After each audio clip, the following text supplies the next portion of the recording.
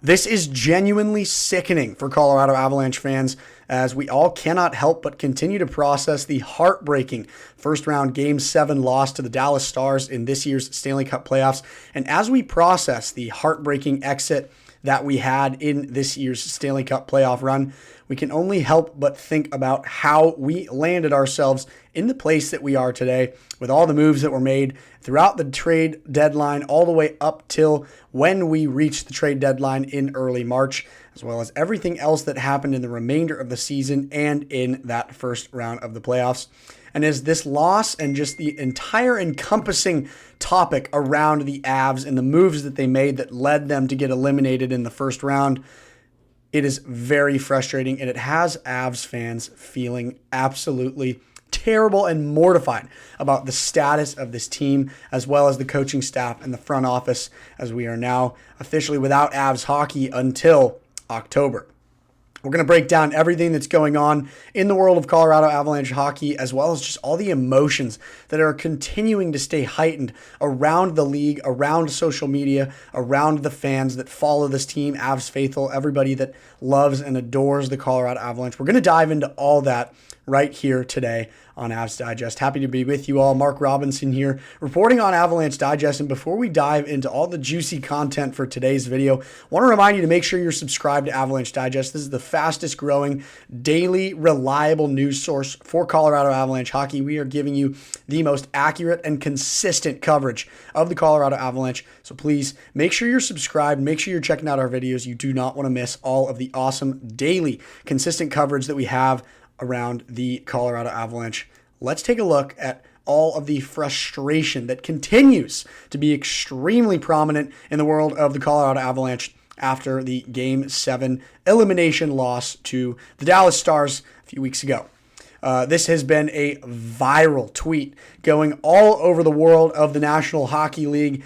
Every account is posting this. Other players are posting it. It is by far one of the most reachable pieces of content in the world of the National Hockey League right now. Everybody is talking about it, and that is a tweet from Nazem Kadri. Nazem Kadri, a former Colorado Avalanche forward, a 2022 Stanley Cup champion with that amazing 2022 roster, who won the third franchise Stanley Cup for the Colorado Avalanche just a few years ago.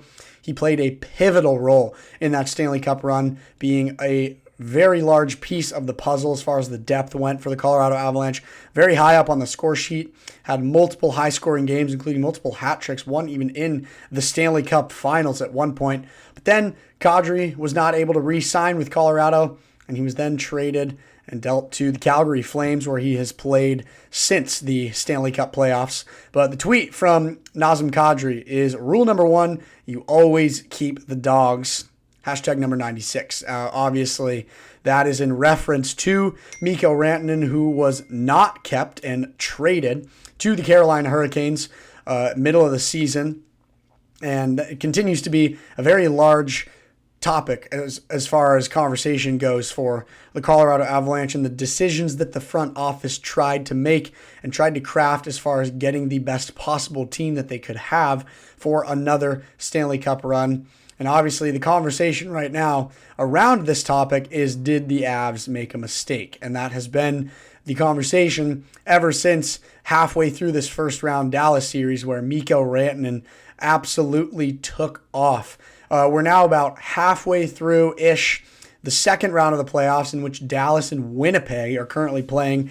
And since that takeoff game for Rantanen, middle of the series for Colorado, he has had a point and contributed to a Dallas Stars goal in 15 of their last 16 goals, which is remarkable. He is playing insane, lights-out hockey right now.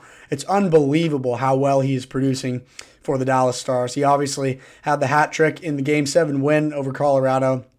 Couldn't have written a more heartbreaking script for an elimination game for the Colorado Avalanche. The former franchise player, Dog, who we traded middle of the season, ends up breaking every Avalanche fan's heart and moving on with his respective team in the playoffs. But then he goes on to have another natural hat trick in the first game of the Winnipeg series, in which they take a win there. And since then, he's just continuing to produce and play absolutely amazing hockey.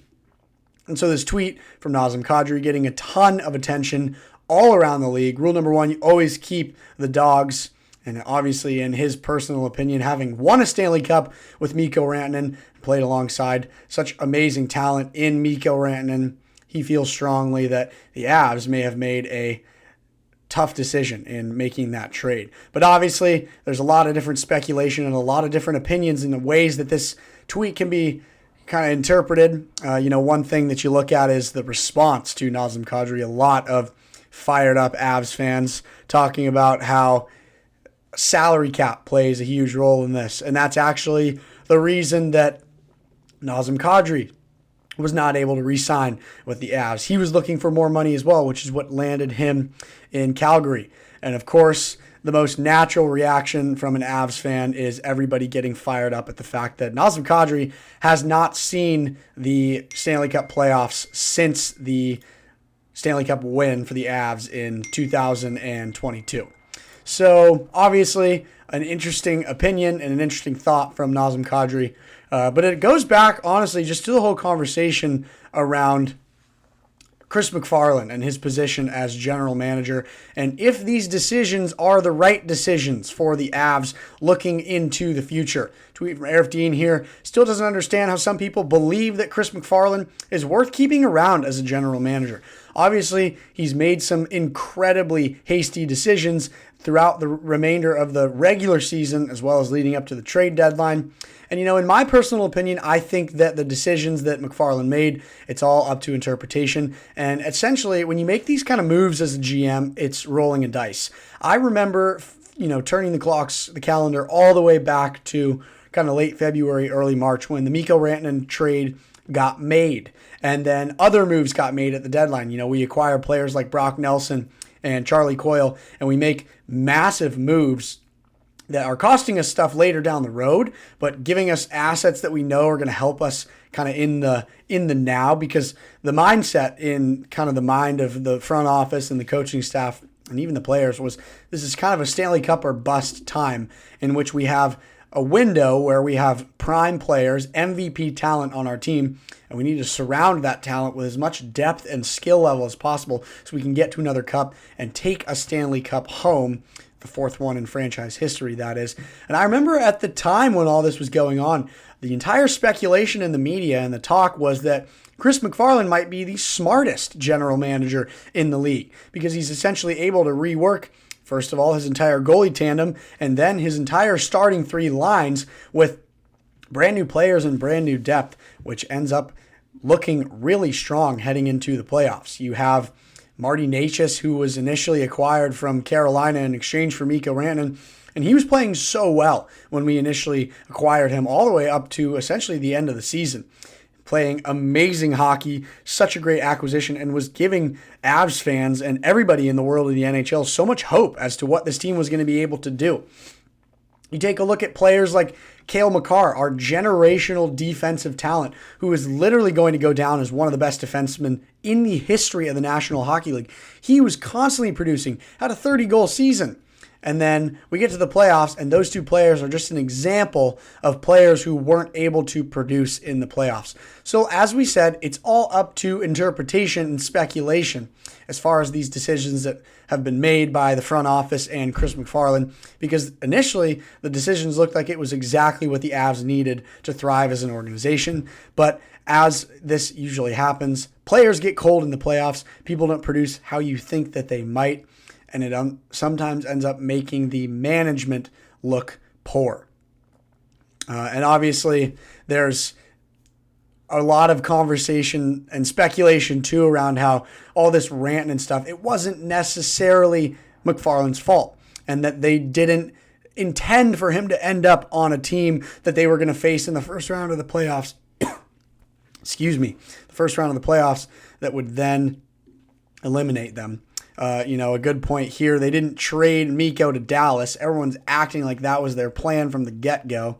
But a nice response here as well in this tweet. They traded Mikko somewhere without ensuring that he stays there. It was obviously a hasty decision to send Mikko Rantanen to the Hurricanes, knowing that he probably wasn't going to stay there long term.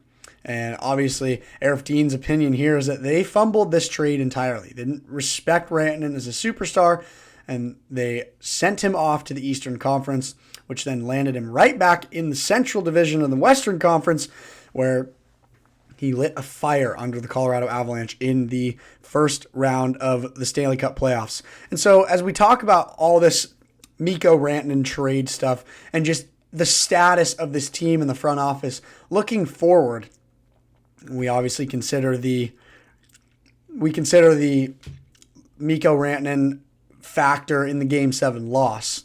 This article here from a reliable Colorado Avalanche news source online, it wasn't the source says that they weren't a fan of shipping off high draft selections and all of the stuff that they did in terms of Callum Ritchie and William Zellers and all the other aspects of the team that we ended up trading away. And it's painful to think that those two players were a part of what we gave up to acquire players like Brock Nelson and Charlie Coyle, who were essentially cold in the playoffs and didn't necessarily produce as much as we needed them to in the playoffs. And, the point that I made a few minutes ago, looking long term, these decisions might be more painful, but shorter term, the hope was that this was some sort of a Stanley Cup or bust mentality in which the Avs were going to be able to take these new assets and turn it into a fired up, really deep team that could make it all the way to the Cup. But obviously that's not the case. But now looking forward, especially into the 2025 NHL draft, the Avs don't have a first round pick. They actually only have 2 selections in the entire draft right now, a 4th and a 7th round pick, which is not exactly a good place for a team who traded away young prospects and is needing a lot of help and support for the future. Hopefully, Chris MacFarland has something up his sleeve, something planned down the road that's going to help this team later on, or we're going to see MacFarland out of that position sooner than later. It's kind of a foggy area, and it's obviously all up for speculation right now as far as what's going to happen next. But obviously, Avs fans are very frustrated with all the moves that got made and all the decisions that were so confidently made by Sakic, MacFarland, and the rest of the Colorado Avalanche front office, only to then be heartbreakingly eliminated by our former Stanley Cup champion and franchise player, Mikko Rantanen. And we're now out of the playoffs and in a really tough spot as far as what comes next for the Colorado Avalanche.